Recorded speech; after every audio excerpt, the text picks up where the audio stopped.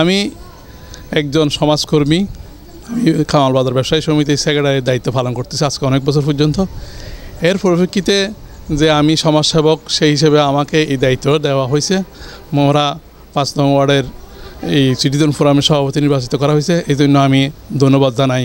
আমি এই যারা আমাকে নির্বাচিত করছে তাদেরকে আমি ধন্যবাদ জানাই।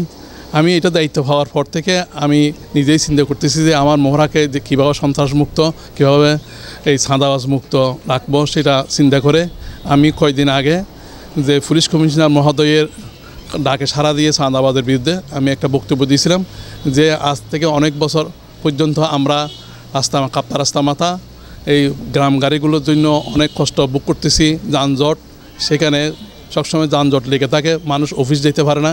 এখানে একটা গার্লস স্কুল আছে, সেই স্কুলের ছেলেমেয়েরা ভালো মতো লেখাপড়া করতে পারতেছে না, এখানে সবসময় যানজট লেগে থাকে। সেই জন্য আমি এটার বক্তব্য তুলে ধরছি যে উত্তর চট্টগ্রাম থেকে যেই গ্রাম গাড়িগুলো আসে এগুলো এখানে আসিয়া যানজট সৃষ্টি করে, যানজট সৃষ্টি করার সাথে সাথে আমাদের খুব দুর্বহ হয়। সেই জন্য আমি কমিশনার মহোদয়ের সামনে তুলে ধরছি। পাশাপাশি যে বাজারের যে বিশৃঙ্খলা সৃষ্টি হয় এটা একটা শৃঙ্খলা আনার জন্য আমি বলছি যে আমরা 100 জন লোকে যা করব একজন পুলিশ তা করতে পারবে, কারণ বাংলার মানুষ এখনও এই পুলিশকে বা যারা শান্তি শৃঙ্খলা রক্ষাকারী আছে তাদেরকে শ্রদ্ধা করে, সম্মান করে এবং ভয় করে। সেই দিক থেকে আমি কমিশনার মহোদয়কে বলছি, কমিশনার মহোদয়ের সাথে সাথে এটার ব্যবস্থা নিছে। আমি জানতে চাচ্ছি সানগো থানার যেই মানে কি অফিসার ইনচার্জ আছে ওসি মহোদয়, উনি সাথে সাথে এটার বিরুদ্ধে অ্যাকশন নিছে, আমি সেই জন্য ধন্যবাদ জানাই। সাথে সাথে মহড়া এই পুলিশ বক্সের যিনি দায়িত্ব আছে আজিজ ভাই, উনি সহ ওনারা এই দিন এখানে কাপ্তা রাস্তা মাথায় এই অভিযান চালাইয়ে অনেক সন্ত্রাসী মাদক দ্রব্য ব্যবসায়ী ধরছে, পাশাপাশি যানজট অনেক নিরসন করছে। সেই জন্য আমি সানগো থানা ওসি মহোদয়কে ধন্যবাদ এবং মোবারক জানাচ্ছি।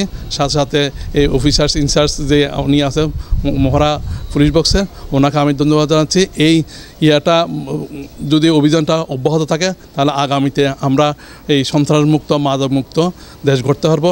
আমার শহীদ প্রেসিডেন্ট জিয়াউর রহমানও এই মাদকমুক্ত এবং সন্ত্রাসমুক্ত চাঁদাবাজমুক্ত দেশ গড়তে চেয়েছিলেন। তাহার স্বপ্নকে বাস্তবায়ন করার জন্য আমি ওনাদেরকে আবারও বিনীতভাবে অনুরোধ জানাবো, সময়ে এই অভিযান অব্যাহত লাগলে আমাদের মহড়া এই চাঁদাবাজ, সন্ত্রাসমুক্ত এবং মাদকমুক্ত, জঞ্জাটমুক্ত একটা সৌন্দর্যমণ্ড একটা 5 নম্বর ওয়ার্ড আমরা মানে জনগণকে উপহার দিতে পারবো, এই আশা আমি ব্যক্ত করছি। শুধুমাত্র কি আপনার 5 নম্বর ওয়ার্ডকে এটা কি এক পেশে হয়ে যাচ্ছে না? চট্টগ্রাম মহানগরকে আপনি কোনো ধরনের যানজটমুক্ত করার জন্য চাইবেন না?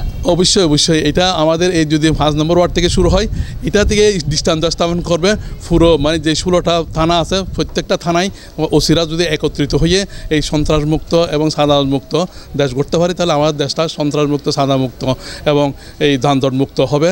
আমি চাচ্ছি যে আমাদের এখান থেকে শুরু করি, আমরা সবাই যখন ঐক্যবদ্ধ হব, আমরা সাধারণ নাগরিকরা যখন ঐক্যবদ্ধ হবে, এটাই আমাদের দৃষ্টান্ত, এটাই এই মহড়া 5 নম্বর ওয়ার্ডটা একটা উদাহরণ হিসেবে সবার কাছে পরিলক্ষিত হবে। সবাই এটার উপরে উদ্যোগ নেবে এবং সবাই সুন্দরভাবে এটা পদক্ষেপ নিয়ে অবশ্যই মানে কি করবে, পরিচালনা করবে।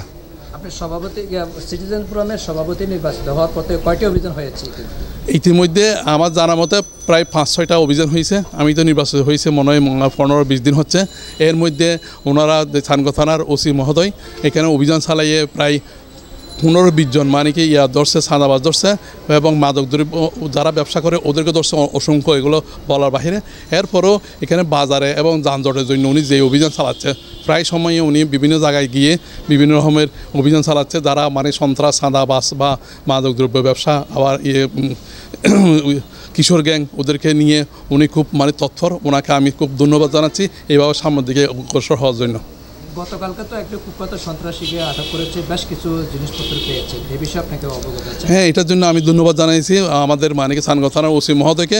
উনি এটা আমি সিটিজেন ফোরামে দেখেছি যে মানিকে বহদ্দার থেকে একজন কুখ্যাত সন্ত্রাসীকে ধরতে পেরেছে এবং অনেকগুলো মানিকে সরঞ্জামাদি নিয়ে এসে উদ্ধার করেছে, এই জন্য আমি ধন্যবাদ জানাচ্ছি ওনাকে।